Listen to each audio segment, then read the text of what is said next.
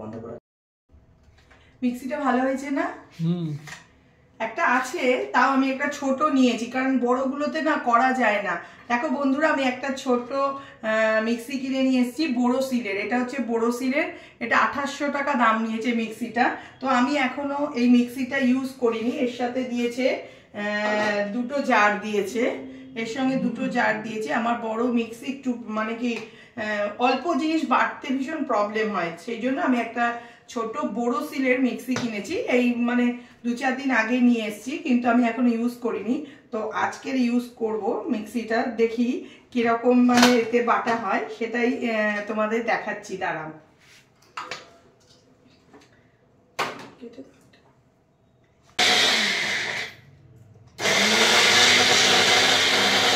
তো প্রথমে ভয় পেয়ে গেছিলাম, এটা এরকম সিস্টেমে চালাতে আমি চেপে দেখতে হবে।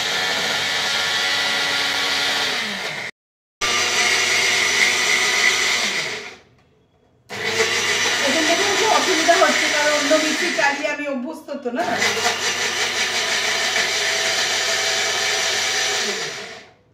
ভালোই হয়েছে না?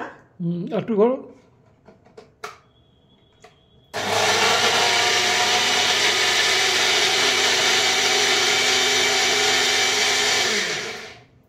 ভালো, কিন্তু খুব ইজি আছে মিক্সিটা, কিন্তু দেখতে খুব সুন্দর না?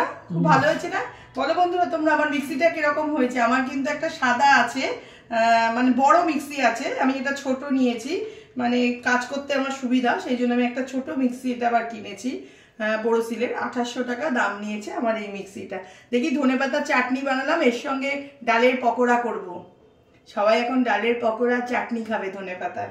চলো বন্ধুরা আমি রাখি, পকোড়া করি, তোমাদের দেখাচ্ছি তারপর। দাঁড়া, মিক্সিটায় ধনেপাতার চাটনি করেছি, তো ছেলে বলেছে আজকে আমাকে একটু ডালের পকোড়া বানিয়ে দিতে। তো এটা হচ্ছে মটরের ডাল, আমি মটরের ডাল ভিজিয়ে রেখেছিলাম, অন্তত 6-7 ঘন্টা ভিজানো ছিল। তারপরে এটাকে ভালো করে, খুব ভালো করে মিহি করে আমি পেস্ট করি না, কারণ পকোড়া করার জন্য একটু গোটা গোটা থাকে।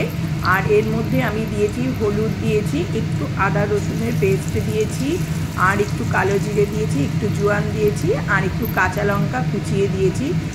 এইভাবে ভালো করে মেখেছি জিনিসটাকে। দেখবে রাস্তায় এই ধরনের পকোড়া কিন্তু ভাজে তেলের মধ্যে, খুব মানে কি সবাই কিনে খায়, আমি খুব একটা কিনে খাই না, মানে খুব কম, মানে যদি খুব ইচ্ছা হয় তখন খাই, নাহলে আমি বাড়িতেই যতটা পারি মানে খাবার বানাই, বানিয়ে বাড়ির সবাইকে খেতে দিই। দেখো মোটামুটি তেলটা গরম হয়ে গেছিলো, আর আমার পকোড়াগুলো ভাজা রেডি হয়ে গেছে, এর সঙ্গে ধনেপাতা চাটনি তো ছিল।